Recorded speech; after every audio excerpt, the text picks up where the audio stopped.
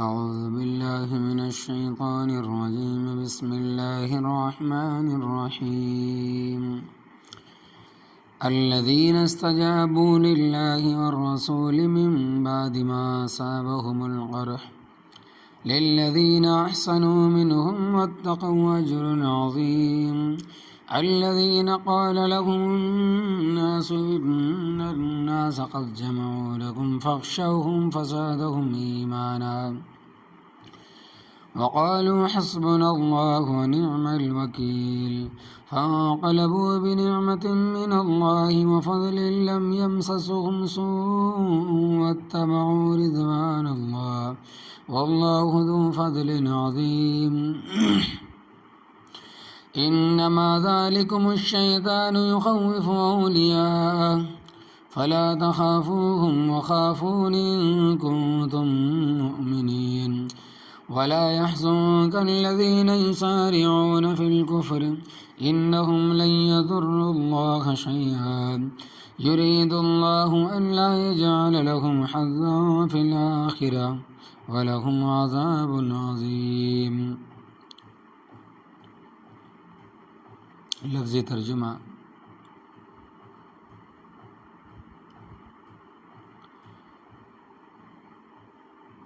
سورہ آل عمران. فرمایا کہ الذین استجابوا، وہ لوگ جنہوں نے حکم مانا، للہ والرسول، اللہ تبارک و تعالیٰ کا اور رسول صلی اللہ علیہ وسلم کا، من بعد ما اصابہم، بعد اس کے کہ ان کو پہنچا القرح، زخم، للذین احسنوا، ان لوگوں کے للذین احسنوا، ان لوگوں کے لیے جنہوں نے نیکی کی، منہم واتقوا، ان میں سے اور اللہ تبارک و تعالیٰ سے ڈرتے رہے، اجر عظیم، اجر ہے بڑا. الذین قال لهم، وہ لوگ ہے کہا ان کو، الناس، لوگوں نے، ان الناس، بے شک لوگوں نے، قد جمعوا لکم، وہ لوگ ہے کہا، وہ لوگ ہے الذین قال لهم، وہ لوگ ہیں کہا ان کو، ان الناس، لوگوں نے، ان الناس، بے شک لوگوں نے، قد جمعوا لکم، تحقیق جمع کیے ہیں لشکر تمہارے لیے، فخشوہم، پس تم ان سے ڈرو، فزادہم ایمانا، پس زیادہ کر دیا اس بات نے ان کے ایمان کو، وقالوا، اور کہا انہوں نے، حسبنا اللہ، ہمیں اللہ تبارک و تعالیٰ کافی ہے، ونعم الوکیل، اور اچھا کارساز ہے. فانقلبوا، پس وہ لوٹے،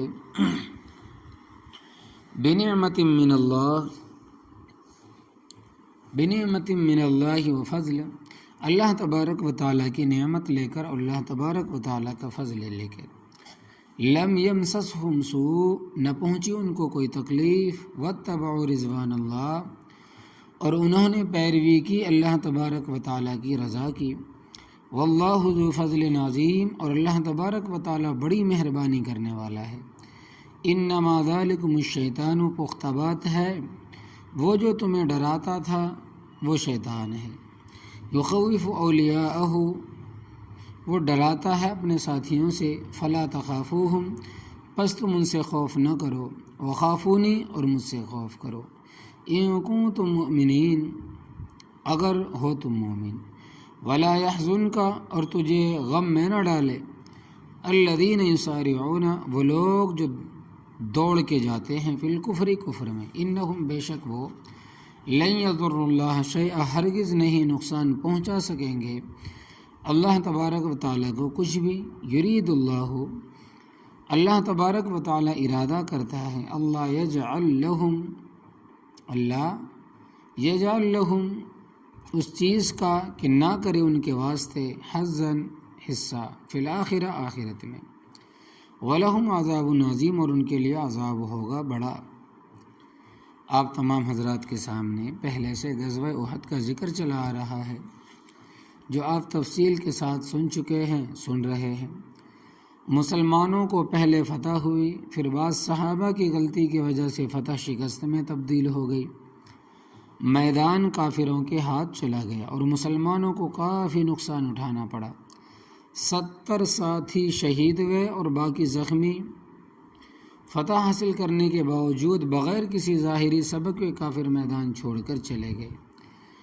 تو بس اللہ تبارک و تعالیٰ نے ان کے دلوں میں رعب ڈال دیا۔ مدینہ طیبہ سے 8 میل دور حمراء الاسد کے مقام پر جب پہنچے تو ایک دوسرے سے پوچھنے لگے کہ بھائی، جب ہماری فتح ہو گئی تھی تو ان کا صفایا کیے بغیر ہم کیوں آ گئے؟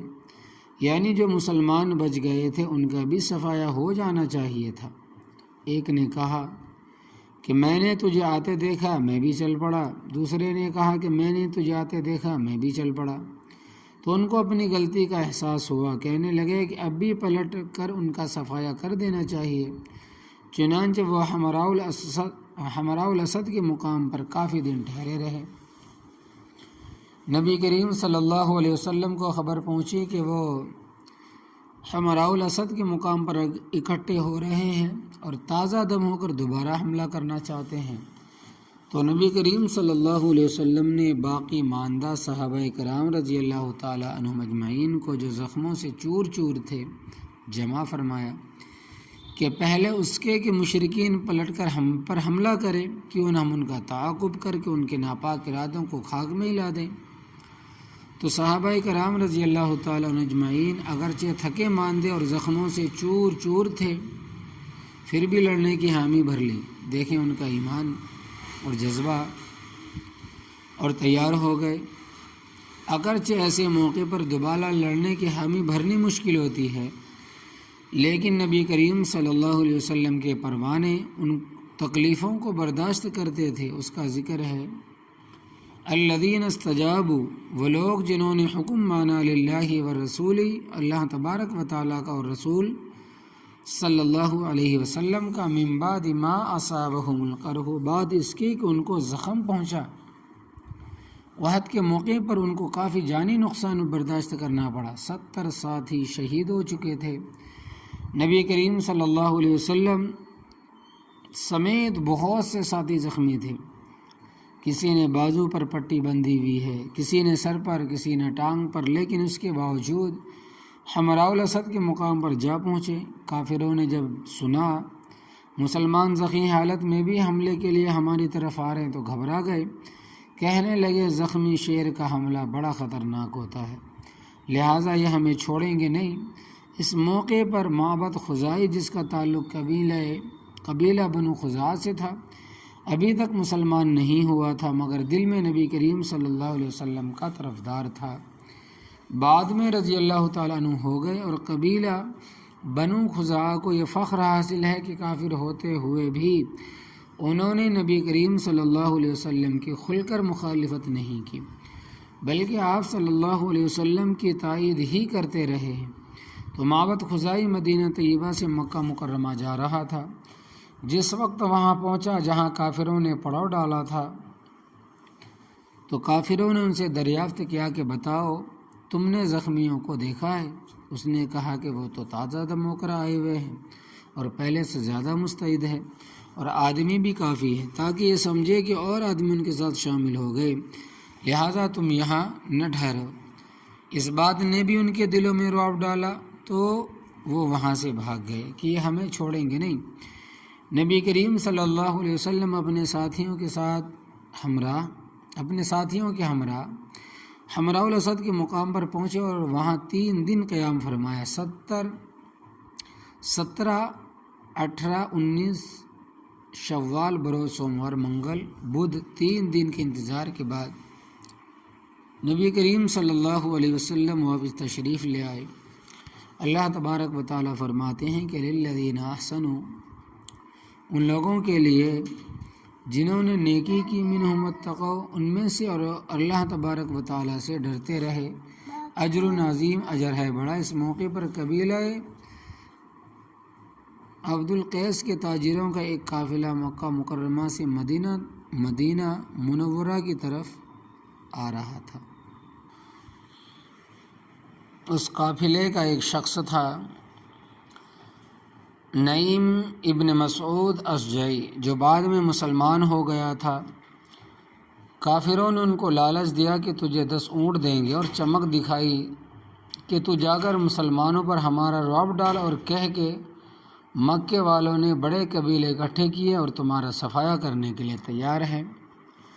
اس نے نبی کریم صلی اللہ علیہ وسلم سے ملاقات کی اور کہنے لگا کہ تمہیں معلوم ہے کہ ابو جہل کے مرنے کے بعد اب قریشیوں کی کمان ابو سفیان کے پاس ہے، اور قبیلہ کتنا مضبوط اور جنگجو ہے، اور یہ بات حقیقت ہے۔ ابو سفیان جب کافر تھے تو کفر میں بڑے بہادر اور مضبوط تھے۔ سن 8 ہجری تک اس نے کافروں کے لشکر کی کمانی کی ہے۔ سن 8 ہجری میں مسلمان ہو گئے۔ مسلمان ہونے کے بعد اسلام میں بھی اسی طرح بہادر اور مضبوط تھے، اور ان کے خاندان نے دین کے لیے بہت خدمات سر انجام دی ہے۔ تو نعیم ابن عبداللہ نے کافی ڈرانے کی کوشش کی، تو صحابہ کرام رضی اللہ تعالیٰ عنہ اجمعین نے سنا تو بیک زبان ہو کر کہا کہ حسبنا اللہ ونعم الوکیل، ہمیں اللہ تبارک و تعالیٰ ہمارے لیے کافی اور وہی ہمارا کارساز ہے۔ اس کا ذکر فرمایا کہ الذین قال لهم الناس، پیغمبر کے ساتھ ہی وہ لوگ ہیں، کہا ان کو لوگوں نے ان الناس قد جمعوا لکم، بے شک لوگوں نے تحقیق جمع کیے ہیں کہ لشکر تمہارے لیے، فخشوہم، پس تم ان سے ڈرو، ان کا مقابلہ نہ کرنا۔ یہ بات جب ان کے ایجنٹوں نے کہی، فزادہم ایمانا، پس زیادہ کر دیا اس بات نے ان کے ایمان کو، وقالو، اور کہا انہوں نے، حسبنا اللہ ونعم الوکیل، ہمیں اللہ تبارک و تعالیٰ کافی اور اچھا ہمارا کارساز ہے، یعنی کام بنانے والا وہی رب تعالیٰ ہی ہے۔ تاریخ اور تفسیر کی کتابیں موجود ہے کہ جب نمرود ابن کنعان نے حضرت ابراہیم علیہ السلام کو آگ میں جلانے کا حکم دیا تو اس کے لیے آگ کا بہت بڑا بھٹا تیار کیا گیا، اس میں لکڑیاں ڈال کر ان کو آگ لگائی گئی۔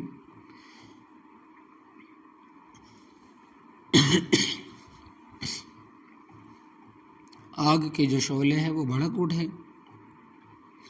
حضرت ابراہیم علیہ السلام کو منجنیق آلے کے ذریعے آگ کے بھٹے میں ڈالا گیا۔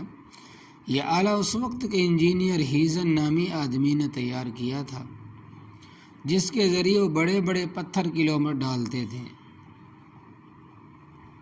دارمی شریف کی روایت کہ جردہ عن الثیابی کہ حضرت ابراہیم علیہ السلام کو آگ میں ڈالتے وقت ننگا کر دیا گیا۔ اس لیے بخاری شریف کی روایت میں آتا ہے کہ لوگ جب قبروں سے نکلیں گے تو سب سے پہلے حضرت ابراہیم علیہ السلام کو لباس پہنایا جائے گا۔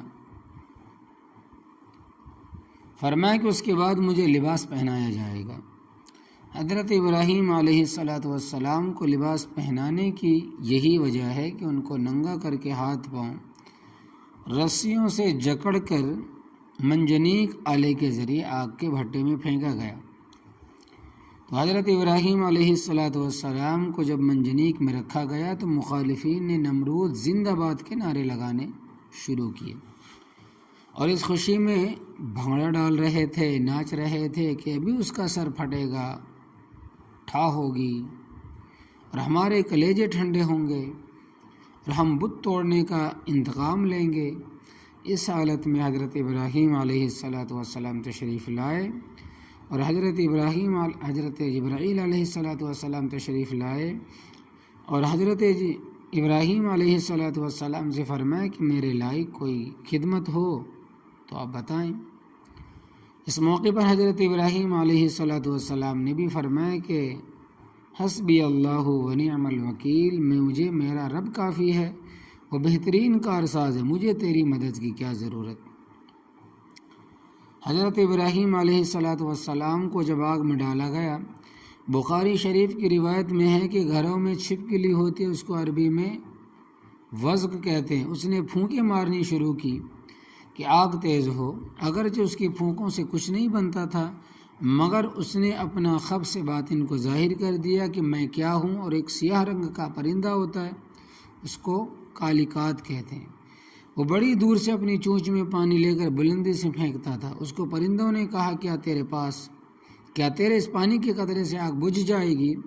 اس نے کہا آگ کا بجھانا میرا فریضہ نہیں، میں نے اللہ تبارک و تعالیٰ کے خلیل کی مدد کے لیے اپنی توفیق کے مطابق چونچ استعمال کرنی ہے، کاش کہ ہم بھی اسلام کی مدد کے لیے اپنی چونچ استعمال کریں، یعنی جس کو اللہ تبارک و تعالیٰ نے جتنی توفیق عطا فرمائی اتنی خدمت کرے، کیونکہ لا یکلف اللہ نفسا الا وسعہا، اللہ تبارک و تعالیٰ نے کسی شخص کو اس کی طاقت سے زیادہ کا مکلف نہیں بنایا، اور کسی غلط فہمی میں مبتلا نہ ہونا کہ اسلام مٹ جائے گا۔ یاد رکھنا کافر جتنا زور لگا لے اسلام کو نہیں مٹا سکتے، اس کی حفاظت کا ذمہ اللہ تبارک و تعالیٰ نے خود لیا ہے، باقی ہمیں اپنی ہمت کے مطابق محنت کرنی چاہیے تاکہ اس میں ہمارا بھی حصہ ہو جائے۔ فانقلبوا بنعمت من اللہ وفضل، پس وہ لوٹے اللہ تبارک و تعالیٰ کی نعمت لے کر اور اللہ تبارک و تعالیٰ کا فضل لے کر۔ عبد قیس قبیلے کے تاجروں کا جو قافلہ آ رہا تھا اس سے سامان خریدا، چونکہ تاجر لوگ تھے تھوک کے حساب سے ان کو سامان سستا مل گیا، جس کا ان کو بڑا فائدہ ہوا۔ اس کا ذکر ہے کہ اللہ تبارک و تعالیٰ کا فضل اور نعمت لے کر لوٹے، لم یمسسہم سوء، نہ پہنچی ان کو کوئی تکلیف، کیونکہ لڑائی کی نوبت ہی نہیں آئی، کافر ویسے ہی بھاگ گئے، رب راضی ہو گیا۔ واتبعوا رضوان اللہ، اور انہوں نے پیروی کی اللہ تبارک و تعالیٰ کی رضا کی۔ اس طرح نبی کریم صلی اللہ علیہ وسلم کے حکم کی تعمیل کے باوجود زخمی ہونے کے، حالانکہ وہ کہہ سکتے تھے کہ حضرت ابھی تو ہمارے زخم ٹھیک نہیں ہوئے، جب زخم ٹھیک ہو جائیں گے تو پھر چلیں گے، لیکن صحابہ کرام رضی اللہ تعالیٰ عنہ اجمعین نے کوئی قیل و قال نہیں کی، کوئی بہانہ نہیں کیا، اور آپ صلی اللہ علیہ وسلم کے حکم کو تسلیم کیا۔ واللہ ذو فضل عظیم، اور اللہ تبارک و تعالیٰ بڑی مہربانی کرنے والا ہے۔ آگے اللہ تبارک و تعالیٰ مشرکوں کے ایجنٹ کے بارے میں فرماتے ہیں کہ جس نے ڈرایا تھا کہ قریشیوں نے بڑی فوجیں جمع کی ہے اور تمہارے مقابلے کے لیے آ رہے ہیں، تو اللہ تبارک و تعالیٰ فرماتے ہیں کہ انما ذالکم الشیطان، پختہ بات ہے وہ جو تمہیں ڈراتا تھا وہ شیطان ہے، یخوف اولیاءہ، وہ ڈراتا ہے اپنے ساتھیوں سے، چونکہ کافر تھا اور طبعی طور پر آدمی اپنے نظریے کا حامی ہوتا ہے۔ فلا تخافوہم، پس تم ان سے خوف نہ کرو، اے مومنو تم ان سے نہ ڈرو، وخافونی، اور مجھ سے خوف کرو، یعنی کہ مجھ سے ڈرو، یعنی میری مخالفت سے ڈرنا، کافر تمہارا کچھ نہیں بگاڑ سکتے۔ ان کنتم مؤمنین، اگر ہو تم مومن، یعنی اگر تم سچے مومن ہو تو مجھ سے ڈرو کہ کہیں میرے حکم کی خلاف ورزی نہ ہو جائے۔ اور مومن جب مومن ہوتا ہے تو اللہ تبارک و تعالیٰ کی نصرت اور مدد ساتھ ہوتی ہے، پھر کافر چاہے جتنے زیادہ کیوں نہ ہو، فتح ایمان والوں کو حاصل ہوتی ہے۔ چنانچہ متعدد مقامات ایسے ہیں کہ اللہ تبارک و تعالیٰ نے تھوڑوں کو بہتوں پر فتح عطا فرمائی۔ دوسرے پارے میں تم پڑھ چکے ہو کہ کم من فئۃ قلیلۃ غلبت فئۃ کثیرۃ بإذن اللہ، کتنی ہی تھوڑی جماعتیں غالب آ جاتی ہے بہت ساری جماعتوں پر اللہ تبارک و تعالیٰ کے حکم کے ساتھ۔ حضرت طالوت رحمۃ اللہ علیہ کے لشکر میں بما ان کے 313 آدمی تھے، اور مقابلہ میں جالوت کا لشکر 1,00,000 کا تھا، تو کیا نسبت ہے 313 کی 1,00,000 کے ساتھ؟ مگر قرآن پاک میں آتا ہے کہ فَهَزَمُوهُمْ بِإِذْنِ اللَّهِ، پس مومنوں نے شکست دی کافروں کو اللہ تبارک و تعالیٰ کے حکم سے۔ اس طرح موتا کے مقام پر 3,000 نے 1,00,000 کا مقابلہ کیا، اور ان کو اللہ تبارک و تعالیٰ کے فضل و کرم سے شکست دی۔ اور یرموک کے مقام پر 35,000 کا بھی ذکر آتا ہے، 40,000 کا بھی ذکر آتا ہے، اور مقابلے میں رومیوں کی 7,00,000 فوج تھی۔ مسلمانوں نے 7,00,000 فوج کو شکست فاش دی۔ سب سے بڑی قوت ایمان اور عمل صالح ہے، ان کے ہوتے ہوئے ہتھیار چاہے معمولی بھی ہو، اللہ تبارک و تعالیٰ کی نصرت ہوگی۔ خالی ہتھیاروں پر بھروسہ ہو تو پھر کچھ بھی حاصل نہ ہوگا۔ سب سے بڑی قوت ایمان ہے، اللہ تبارک و تعالیٰ کا وعدہ ہے، وَأَنْتُمُ الْأَعْلَوْنَ إِن كُنتُم مُؤْمِنِينَ، اور غالب تم ہی ہوگے اور تم ہی سر بلند رہو گے بشرطے کہ تم مومن ہو۔ پھر وہ منافق جو الگ ہو گئے تھے ان کی علیحدگی کا آپ صلی اللہ علیہ وسلم کو طبعی طور پر صدمہ تھا، کیونکہ ایک آدمی ساتھ مل کر پھر الگ ہو جائے اور دشمنوں کا ساتھ دے تو صدمہ تو ہوتا ہے۔ یہ منافق بھی ایسے ہی تھے۔ تو اللہ تبارک و تعالیٰ فرماتے ہیں کہ وَلَا يَحْزُنْكَ، اور تجھے غم میں نہ ڈالے، الَّذِينَ يُسَارِعُونَ، وہ لوگ جو دوڑ کے جاتے ہیں فی الکفر، کفر میں۔ یہ منافق جو کافروں کی طرف دوڑ کے جاتے ہیں ان کے ساتھ مراسم قائم کرتے ہیں اور تمہارے لیے گردشوں کے منتظر ہے، اس سے آپ صلی اللہ علیہ وسلم فکر مند نہ ہو۔ انہم لن یضروا اللہ شیئا، بے شک وہ ہرگز نقصان نہیں پہنچا سکیں گے اللہ تبارک و تعالیٰ کو کچھ بھی۔ تو جب وہ اللہ تبارک و تعالیٰ کو کچھ بگاڑ نہیں سکتے تو آپ صلی اللہ علیہ وسلم اللہ تبارک و تعالیٰ کے پیغمبر ہیں، آپ صلی اللہ علیہ وسلم کا کیا بگاڑ سکتے ہیں؟ اور رب ہے، ایک آن میں دنیا کو آباد کر سکتا ہے اور ایک آن میں تباہ اور برباد کر سکتا ہے۔